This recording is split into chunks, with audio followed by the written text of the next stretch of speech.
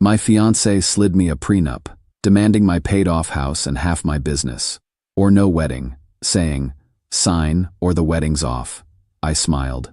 "Okay," called my lawyer, and let her think she'd cornered me. Weeks later, the paperwork she got back made her sob on. People always say you don't really know someone until you see how they handle money. Turns out they're wrong. You don't really know someone until they think they're entitled to yours. The conversation that ended my engagement happened Tuesday night over what was supposed to be a romantic dinner. Cassidy had been acting strange for weeks, dropping hints about getting serious about our future and making sure we're protected legally. I figured she was worried about normal prenup stuff, protecting her car, her savings account, maybe her grandmother's jewelry. I was not prepared for what she actually had in mind. I'm Rex, 34, and I own Manning Brothers Plumbing, though there's no actual brothers involved, just me and my business partner Tank, who I've known since high school. Started the company 8 years ago with a beat-up pickup truck, some used tools, and more determination than sense. Now we've got 12 employees, a fleet of service vehicles, and revenue that hit $3.2 million last year. I also own my house outright, custom built on 5 acres outside town, designed exactly how I wanted it. Paid for in cash after 5 years of living in a trailer and banking every penny. No mortgage, no debt, just the satisfaction of owning something I built with my own hands and sweat. Cassidy's a real estate agent who specializes in luxury homes. We met when I was doing some plumbing work at one of her listings, and I'll admit I was impressed by her knowledge of high-end properties and her ambition to succeed in a competitive field. She's beautiful, confident, and seemed to appreciate that I'd built something meaningful from nothing. Tuesday night, she slides this thick document across the dinner table and says, "I had my lawyer draw up our prenup. I think you'll find it's very fair." I start reading through it, expecting the usual stuff about keeping separate assets separate, protecting inheritance rights, maybe some basic financial guidelines for marriage. Instead, I find a document that gives Cassidy immediate ownership of my house upon marriage and 50% of Manning Brothers Plumbing as a wedding gift to acknowledge her partnership in my success. My partnership in my success.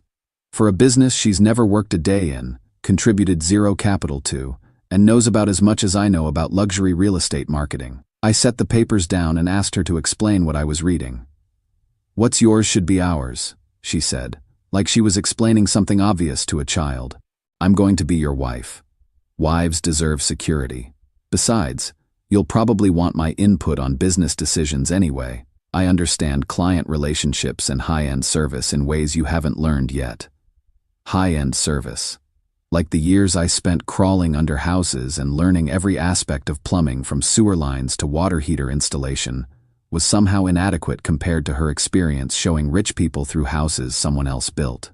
"Cassidy," I said, trying to stay calm, "this prenup gives you half my business and my house immediately when we get married. What exactly are you bringing to this arrangement?" Her answer will haunt me forever. "I'm bringing myself, Rex. I'm beautiful.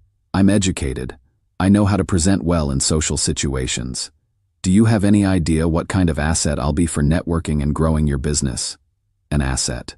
She was describing herself like a piece of equipment I was acquiring for the company. I told her this was the most ridiculous thing I'd ever seen, and that there was no universe where I'd sign something that gave away half of what I'd spent 8 years building. That's when the real Cassidy came out.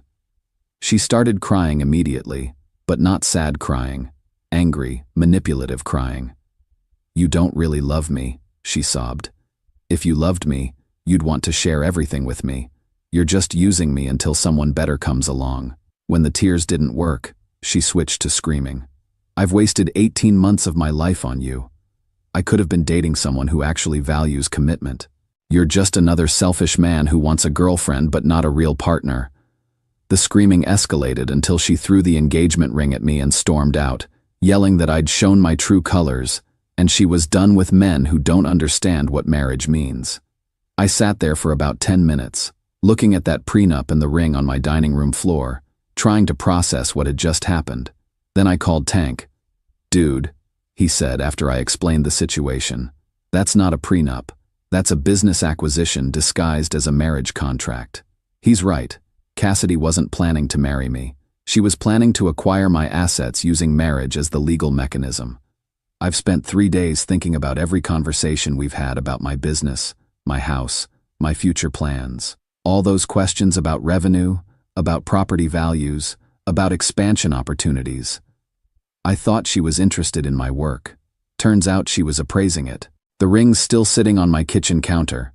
I'm not sure what to do with it yet, but I know what I'm not going to do with it. Some people build things.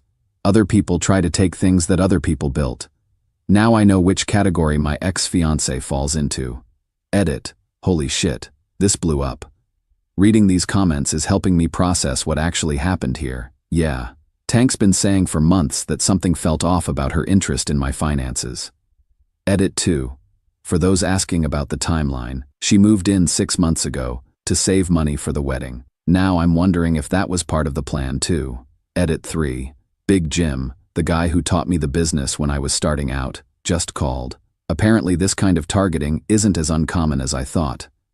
Successful tradesmen are prime targets, he said. They see the money but think we're too stupid to protect it. Update 1. I decided to do some digging into Cassidy's relationship history, and what I found makes my blood run cold. Tank, being the thorough guy he is, spent the weekend doing some research on Cassidy's background. What he discovered is that I wasn't her first attempt at this particular strategy. According to his investigation, Cassidy has dated 3 other business owners in the past 5 years. A guy who owns a landscaping company, another who runs a successful auto repair shop, and a third who built a small trucking business. All self-made guys, all significantly older than her, all with substantial assets they'd built from scratch. The pattern is identical, Tank told me Sunday morning. She targets guys in trades who've built successful businesses, dates them for 12 to 18 months, then pushes for marriage with financial integration. But here's the really disturbing part. Tank managed to track down the trucking company owner. When Tank explained what had happened to me, the guy's response was immediate. Jesus Christ, she tried the same thing on me, said she deserved half my business because wives are partners in their husband's success. Turns out she'd given this guy almost the exact same prenup, just with different company names filled in. Sunday afternoon, Cassidy's younger sister Madison showed up at my house. Madison's 24, works as a waitress, and apparently felt obligated to warn me about something. I'm sorry about what happened, she said, but I need you to know this wasn't spontaneous. Cassidy's been planning this for months. Madison told me that Cassidy had specifically researched me before we met. She'd identified my business through public records, learned about my house through property databases, and literally engineered our accidental meeting at that client's house. She calls it strategic dating, Madison explained. She targets men with money but no class. Her words, not mine. She thinks guys like you are easy marks because you don't understand how gold diggers operate. Men with money but no class. Because apparently building a successful business through actual work makes you unsophisticated compared to someone whose job is showing people through houses. Madison also revealed that the family has been coaching Cassidy on this approach. Her mother apparently believes that beautiful women deserve to marry into money, and that targeting self-made men is smarter than competing for inherited wealth. She's been bragging about your house and your business income to the family for months, Madison said, talking about how she'll never have to work again once you guys get married. I asked Madison why she was telling me this. Because it's wrong, she said simply. You seem like a decent guy, and what she's doing isn't love, it's exploitation. After Madison left, I made a decision about how to handle this situation. I started calling every luxury real estate client Cassidy's worked with in the past year, not to trash talk her, just to mention that she'd been using her professional relationships to identify and target wealthy men for personal relationships. I thought you should know, I told each of them, that Cassidy's been mixing business with personal financial planning in ways you might want to be aware of. By Wednesday, 3 different clients had called Cassidy's broker to express concerns about her professionalism and boundary management. Tank thinks I'm being too aggressive, but I disagree. When someone targets your life's work for exploitation, you don't just walk away and hope they don't do it to someone else. You make sure they understand there are consequences for predatory behavior. Cassidy called Thursday night, screaming about how I was ruining her career and destroying her reputation over hurt feelings. This isn't about hurt feelings, I told her. This is about protecting other guys from what you tried to do to me. She hung up, but not before threatening to make me regret interfering with her business. We'll see how that works out for her. Edit. Madison texted me that the family is furious about her betraying Cassidy. Apparently honesty isn't valued in that household. Edit 2. Big Jim called with an update. Cassidy tried to pull the same prenup strategy with his recently divorced friend Larry. Larry told her to take that gold-digging bullshit somewhere else. Word is spreading in our community. Update 2. Cassidy decided to escalate this situation in a way I didn't see coming, and now we're in full legal warfare mode. Last Thursday, I got served with papers claiming that Cassidy has common-law marriage rights to my business and property based on our 18-month relationship and 6-month cohabitation. According to her legal filing, she's entitled to partnership interest in Manning Brothers Plumbing and equitable distribution of jointly acquired assets, including my house, jointly acquired assets, for a house I built before I met her, using money I earned before I met her, on land I bought before I met her. I called Victoria Lane, the attorney who handles my business legal affairs. Victoria's been in practice for 20 years, specializes in protecting business assets, and doesn't mess around when someone tries to exploit the legal system for financial gain. This is the most frivolous claim I've seen in months, Victoria told me after reviewing the papers. She has zero basis for common law marriage in this state, zero ownership stake in your pre-existing business, and zero claim to property she never contributed to purchasing. Victoria's counterattack was swift and brutal. She filed a motion to dismiss with prejudice, included documentation proving that Cassidy never worked for Manning Brothers, never contributed capital to the business, and never had any legal relationship to my property acquisition. But the real devastation came when Victoria subpoenaed my security camera footage. See, I have cameras all around my property, partly for security, partly because expensive equipment tends to grow legs in this business. Those cameras have been recording everything for the past 6 months, time-stamped and date-stamped. The footage shows exactly what Cassidy's daily routine looked like while she was living in my house. Sleeping until noon, spending afternoons shopping or at spas, evening wine consumption while I worked late finishing jobs. Not once in 6 months did those cameras capture her doing anything that could be construed as contributing to my business operations. Victoria presented 18 hours of edited footage to the court showing Cassidy's actual lifestyle versus her claims of being a business partner. The judge was not impressed, but Victoria saved the best for last. During our discovery phase, we'd been gathering evidence of Cassidy's pattern of targeting successful tradesmen. Victoria found a recording on Cassidy's own phone. Apparently she'd been bragging to a friend about her strategy. In her own voice, Cassidy explained, "These guys work their asses off building businesses, but they don't understand that women sacrifice their careers to support their men. I deserve half of what Rex built because that's what wives get. It's not gold digging, it's compensation for my potential lost income." Potential lost income. For a career she never sacrificed because she kept working as a real estate agent the entire time we were together. Victoria played that recording in court. Cassidy's attorney tried to object, but the judge allowed it as evidence of her actual motivations versus her legal claims. The case was dismissed with prejudice last Tuesday. The judge specifically noted that attempting to use common-law marriage claims to acquire assets you didn't contribute to creating represents a frivolous abuse of the legal system. But I wasn't done. I released that recording to every contractor in our local network. Within 48 hours, every major construction company, landscaping business, and trade service in 3 counties had heard Cassidy Rhodes explaining her strategy for exploiting men who build businesses. Her real estate career is effectively over.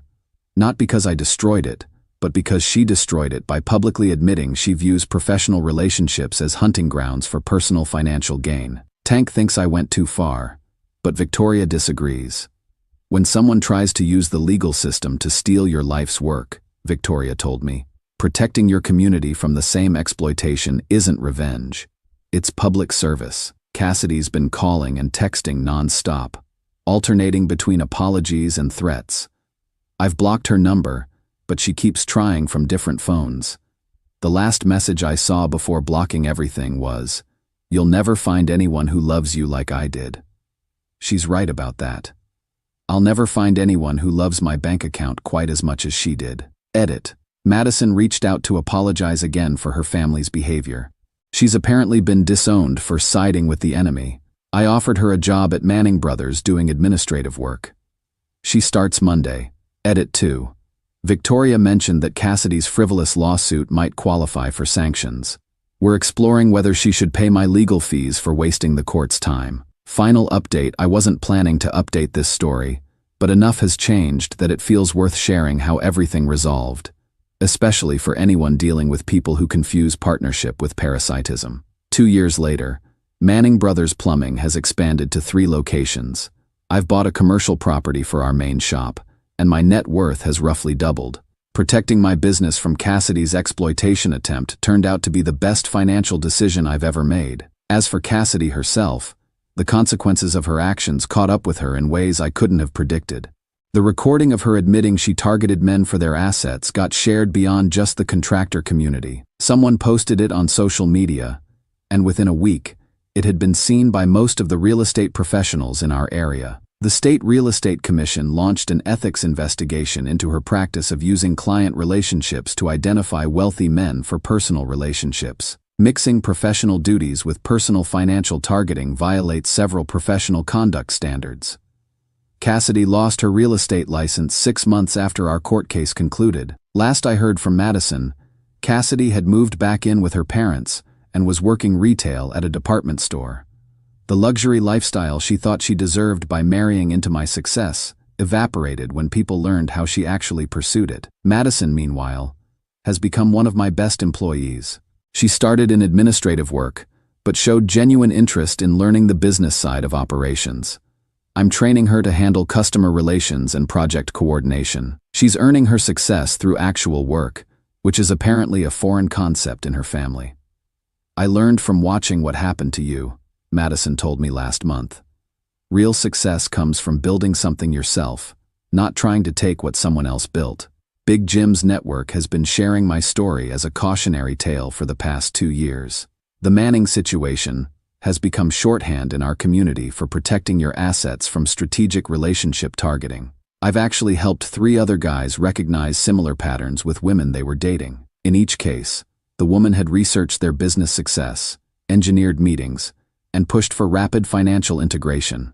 None of them got as far as Cassidy did, because now we know what to look for. The best part of this whole experience has been my relationship with Victoria. What started as a professional attorney-client relationship evolved into something personal about 6 months after the case concluded. Victoria understands business success because she built her own practice from scratch. She insists on keeping our finances completely separate, pays for her own dinners, and has never once shown any interest in my assets beyond professional legal advice. When someone has built their own success, they don't need to appropriate yours. Victoria and I are talking about buying adjacent properties to expand both our businesses while keeping our operations independent. She wants to build a larger law office. I want space for a training facility to teach plumbing skills to veterans transitioning to civilian careers. 2 people who've built their own success, planning to build something together without either one trying to acquire what the other already owns. That's what real partnership looks like. Cassidy taught me to recognize the difference between someone who wants to build a life with you and someone who wants to acquire the life you've already built. Victoria showed me what it looks like when both people in a relationship are building towards something instead of one person trying to claim what the other person already earned. The house I built is still mine. The business I created is still mine. And the woman I'm with built her own success before she ever met me, which means I never have to wonder whether she loves me or my assets. Sometimes the best protection against people who want to take what you've built is finding someone who's built something equally valuable themselves. Edit. For those asking about business growth, expanding into 3 locations was possible partly because I didn't lose half my assets to someone who contributed nothing to earning them. Protecting your success creates opportunities for more success. Edit 2. Madison's doing great at Manning Brothers. She's enrolled in business classes and is learning project management. Earning success through merit instead of manipulation has been good for her self-respect. Edit 3. Someone asked if I regret being so aggressive about destroying Cassidy's reputation. Honestly, no. When someone tries to use marriage as a legal weapon to steal your life's work, exposing that behavior protects other people from becoming victims. Community protection isn't revenge, it's responsibility.